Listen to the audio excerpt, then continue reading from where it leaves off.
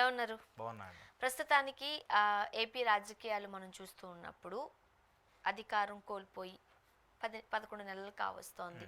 But చాలా త్వరగానే జగన్మోహన్ రెడ్డి గారు పుంజుకున్నారు. వివిధ ప్రాంతాలకు సంబంధించి అక్కడ ఏదైనా ఇష్యూస్ ఉంటే తన వాయిస్ వినిపిస్తున్నారు, మాట్లాడుతున్నారు. కానీ ప్రతిపక్ష హోదా లేదు, ఓకే. బట్ ప్రతిపక్ష హోదాలో లేకపోయినప్పటికీ మాజీ ముఖ్యమంత్రి అయితే జగన్మోహన్ రెడ్డి గారే కదా. సో ఆయన ఎక్కడికన్నా వెళుతూ ఉన్నప్పుడు ఆయనకు సెక్యూరిటీ కల్పించాల్సిన బాధ్యత ప్రభుత్వం పైన ఉంటుంది. అఫ్కోర్స్ అది ఏ ప్రభుత్వం అధికారంలో ఉన్నా, ఏ ప్రభుత్వం ప్రతిపక్షంలో ఉన్నప్పటికీ.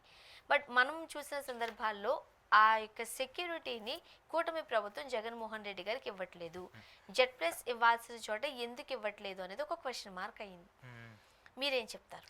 అంటే బేసిక్గా జగన్మోహన్ రెడ్డి గారి సెక్యూరిటీకి సంబంధించి చాలా రోజులుగా గొడవ జరుగుతుంది. గతంలో ఆయన మాజీ ముఖ్యమంత్రిగా ఉండి, ఇప్పుడు మాజీ ముఖ్యమంత్రి ఉండి, గతంలో ముఖ్యమంత్రిగా ఉన్నటువంటి నేపథ్యంలో అప్పుడు ఆల్రెడీ జెడ్ ప్లస్ సెక్యూరిటీ ఉంటుంది. కానీ మాజీ ముఖ్యమంత్రి ఉన్నటువంటి ఏ వ్యక్తికైనా జెడ్ ప్లస్ సెక్యూరిటీ ఇవ్వాల్సిన బాధ్యత రాష్ట్ర ప్రభుత్వానికి ఉంటుంది. ఒకవేళ రాష్ట్ర ప్రభుత్వం దానికి సరిగా సపోర్ట్ చేయకపోతే అప్పుడు కేంద్రం దగ్గరికి వెళ్తారు, కేంద్ర హోంశాఖను కలుస్తారు. కేంద్ర హోంశాఖను కలిసిన తర్వాత వాళ్ళు అక్కడ మళ్ళీ అఫిడవిట్ దాఖలు చేసి మాకు సెక్యూరిటీ ఇవ్వాలని చెప్పేసి కోరుతుంటారు. అయితే జగన్మోహన్ రెడ్డికి సంబంధించి గతంలో కూడా ఈయనకి సంబంధించి చాలాసార్లు ఆయన మీద దాడులు జరగడము, విశాఖలో కోడికత్తికి సంబంధించి ఆయన మీద అటాక్ జరగడం, ఆ తర్వాత విజయవాడకు సంబంధించి ఎన్నికలకు సంబంధించిన క్యాంపెయిన్ చేస్తున్నప్పుడు ఆయన మీద రాళ్లతో దాడి చేయడము, ఇలాంటి దాడులు ఎక్కువగా జరుగుతూ వచ్చాయి. So he is threatening lead. ఆయనకి ఆల్రెడీ చాలాసార్లు థ్రెట్స్ వస్తూ వచ్చాయి.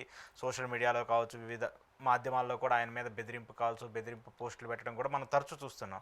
అయితే ఇదే నేపథ్యంలో ఒక మాజీ ముఖ్యమంత్రిగా పనిచేసినటువంటి వ్యక్తి, దట్టు కూడా 40% ఓట్ బ్యాంక్ ఉన్నటువంటి ఒక పార్టీకి చెందినటువంటి అధ్యక్షుడికి మామూలుగానే సెక్యూరిటీ ఇవ్వాలి.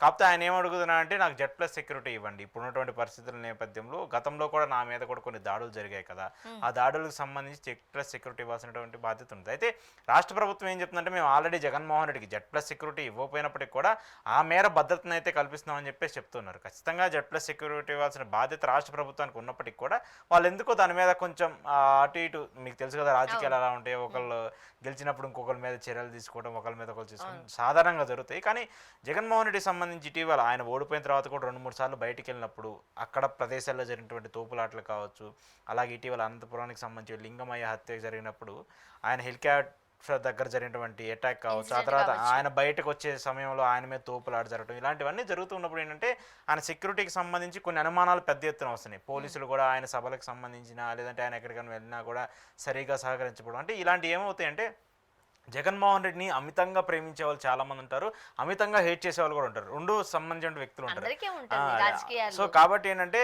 ఆ హేట్ చేసే వాళ్ళు ఎప్పుడు ఎలా రియాక్ట్ అవుతారో ఎవరికి తెలియదు కదా. కాబట్టి జెడ్ ప్లస్ సెక్యూరిటీ ఉన్నప్పుడు కూడా ఈవెన్ ఎవరినైనా సరే వాళ్ళు అలౌ చేయాల్సినటువంటి సమయం ఉన్నా, అలౌ చేయాల్సిన లేకపోయినా కూడా వాళ్ళు చాలా సీరియస్గా దానికి సంబంధించి ఎప్పుడు కూడా మానిటరింగ్ ఉంటుంది. ఉదాహరణకు చంద్రబాబు నాయుడు గారు ఉన్నారు. చంద్రబాబు నాయుడు గారికి సంబంధించి ఆయన అధికారంలో ఉన్నా లేకపోయినా ఆయనకి ఎప్పుడు కూడా జెడ్ ప్లస్ సెక్యూరిటీ ఉంటుంది. ఎందుకంటే తిరుపతిలో ఆయన మీద జరిగినటువంటి అటాక్కి సంబంధించి, అలిపిరికి సంబంధించి ఉంటే ఆ తర్వాత బయటకు వచ్చిన తర్వాత ఆయన ప్రతిపక్షంలో ఉన్న ప్రతిసారి కూడా, ప్రతిపక్షంలో ఉన్నటువంటి నేపథ్యం ప్రతిసారి కూడా ఆయనకి బుల్లెట్ ప్రూఫ్ వెహికల్ ఇస్తూ ఉన్నారు, జెడ్ ప్లస్ సెక్యూరిటీ వస్తున్నారు, కమాండర్లు ఇస్తున్నారు. సో ఫుల్ ఫ్లెడ్జ్డ్గా ఆయనకి థ్రెట్ ఉంది కాబట్టి ఆయనకి సెక్యూరిటీ ఇస్తున్నారు. యాజ్ పర్ చంద్రబాబు నాయుడు గారికి ఎలాగైతే సెక్యూరిటీ కల్పిస్తూ వస్తున్నారో ఇప్పుడు జగన్మోహన్ రెడ్డికి కూడా ఆయన మీద థ్రెటన్స్ ఆల్రెడీ జరిగాయి, ఒక 2-3 సార్లు జరిగాయి. అందట్లో కూడా ఇప్పుడు ఒక అపోజిషన్ పార్టీకి సంబంధించిన వ్యక్తిగా ఉన్నారు, చాలాసార్లు ఆయన మీద దాడులు చేస్తాం అది ఇది అని చెప్పేసి ఇట్లా వార్తలు బహిరంగానే తెగబడతాము అంటూ వస్తున్న వార్తల నేపథ్యంలో ఖచ్చితంగా సెక్యూరిటీ ఇవ్వాల్సిందే అంటూ వైసీపీ శ్రేణులు కోరుకుంటున్నారు. కానీ ఆ విషయం ఒకసారి పక్కన పెడితే, ఇప్పుడు సాధారణంగా ఇప్పుడు రాష్ట్రంలో అధికారంలో ఉన్నప్పుడు వాళ్ళ సెక్యూరిటీ మనకు తెలిసింది, దాని గురించి మనం ప్రత్యేకించి మాట్లాడుకోవాల్సిన అవసరం లేదు. బట్ అది ప్రతిపక్ష హోదానో లేకపోతే మన ప్రత్యర్థి వర్గంగానో ఉన్నప్పుడు గవర్నమెంట్ ఇవ్వాల్సిన బాధ్యత ఏమి ఇవ్వాల్సిన అవసరం ఉంటుంది గవర్నమెంట్కి? అంటే ఫస్ట్ ప్రతిపక్ష హోదా ఉంటేనే సెక్యూరిటీ ఇవ్వాలి అనేది అది అబద్ధం. ఫస్ట్ ఎక్కడా లేదు. ప్రతిపక్ష హోదా ఇస్తేనే సెక్యూరిటీ ఇవ్వాలంటే మరి రాహుల్ గాంధీకి లాస్ట్ టర్మ్లో ఆయనకి ఎంపీ లేకపోయినా కూడా ఆయనకి సెక్యూరిటీ ఇచ్చారు కదా. వాళ్ళ ఫ్యామిలీ మొత్తానికి సోనియా గాంధీ గారికి ఇచ్చుకుంటూ వచ్చారు. అలాగే కాంగ్రెస్ పార్టీకి సంబంధించిన చాలా మంది నేతలకి, ఉన్నటువంటి నేతలందరికీ కూడా ఇస్తుంటారు. జమ్మూ కాశ్మీర్కి సంబంధించి ఎప్పుడో ఎమ్మెల్యేగా పనిచేసినటువంటి ఒక వ్యక్తికి స్టిల్ ఇప్పటికి కూడా ఆయనకి జెడ్ ప్లస్ సెక్యూరిటీ ఇస్తున్నారు. ఎందుకంటే కొంతమంది లీడర్స్కి వాళ్ళ మీద జరిగినటువంటి దాడులు కావచ్చు, బెదిరింపులు కావచ్చు, జరిగినటువంటి పరిణామాలు కావచ్చు, ఇవన్నీ కూడా కంపల్సరీ గవర్నమెంట్ అనేది పరిగణలోకి తీసుకుంటుంది. పరిగణలోకి తీసుకున్నప్పుడు వాళ్ళకి ఏమున్నా లేకపోయినా ప్రభుత్వాలు ఏం మారినా కూడా ఖచ్చితంగా సెక్యూరిటీ ఇవ్వాల్సిన బాధ్యత ఉంటుంది. సో ఆల్రెడీ జగన్మోహన్ రెడ్డి గారు ప్రభుత్వాన్ని అర్థించారు. గతంలో కూడా చంద్రబాబు నాయుడు గారు జగన్మోహన్ రెడ్డి అధికారంలో ఉన్నప్పుడు ఆయనకి Z+ సెక్యూరిటీ కంటిన్యూ చేశారు కదా, ఎక్కడా కూడా తెలియదు కదా. కాకపోతే అది కేంద్రానికి సంబంధించిన ఇన్ఫ్లుయెన్స్ కూడా కొంత ఉంటుంది కాబట్టి.